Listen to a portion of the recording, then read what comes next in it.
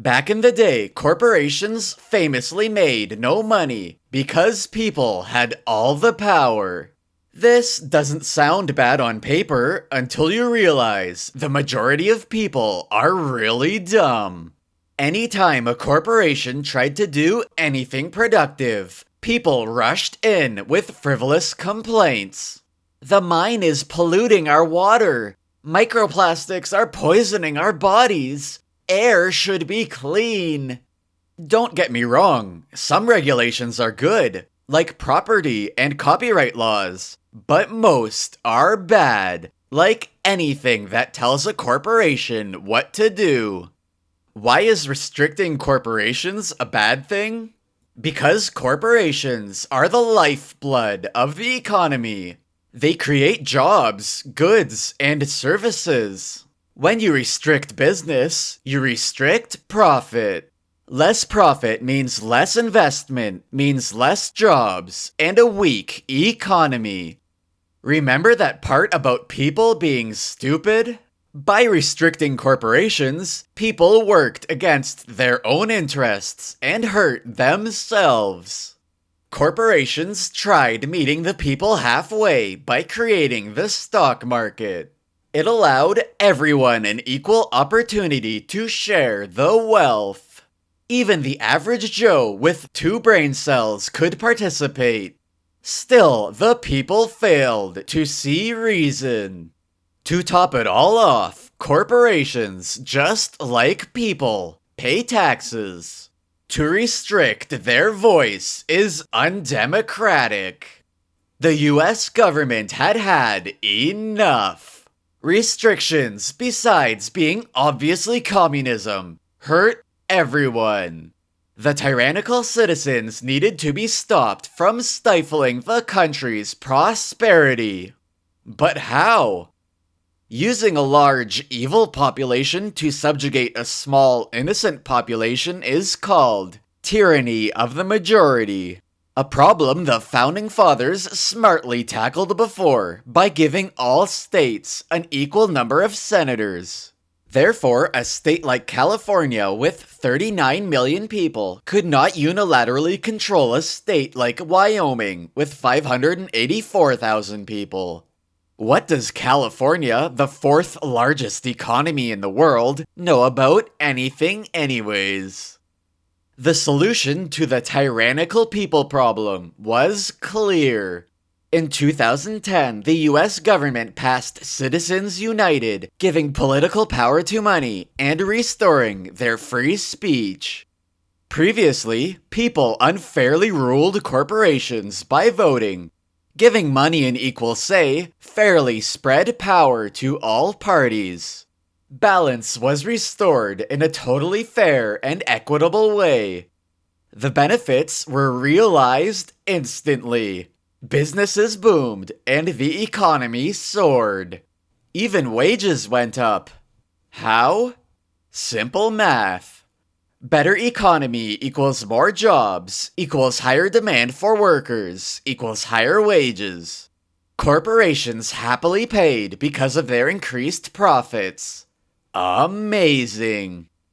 Since corporations derived power from money, the most profitable ones had the most say. As everyone knows, money means success, and success means smart. Citizens United ensured the smartest voices guided policy. In addition to being fair and successful, the system had a built-in safeguard. Corporations had to sacrifice hard-earned profits to be heard. No corporation wanted to waste money on frivolous pursuits, unlike the citizens had previously, ensuring only essential goals. Instead of being simply shut down, corporations were allowed to offer solutions to the people's so-called problems. Is the mine polluting the river? Then buy bottled water, dummy.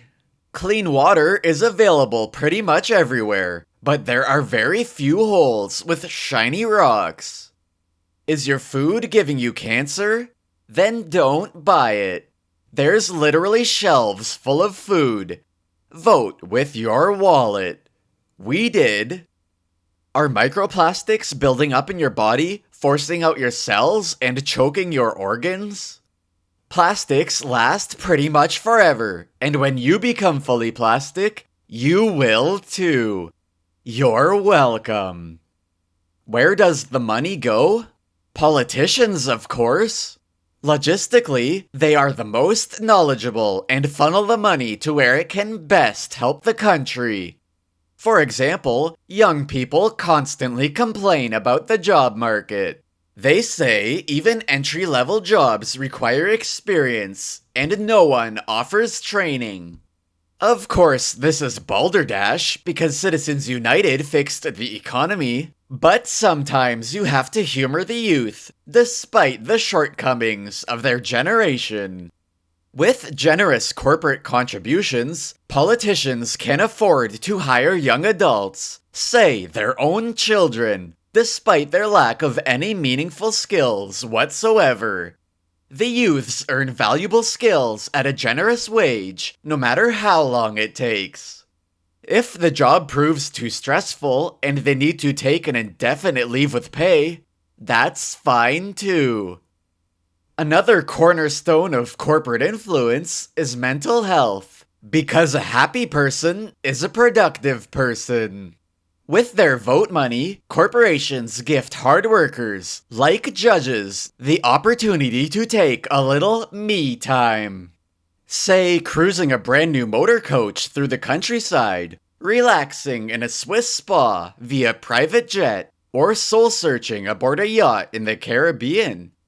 When the judges return to work refreshed, they'll be able to make the correct decision about important legislation and rulings.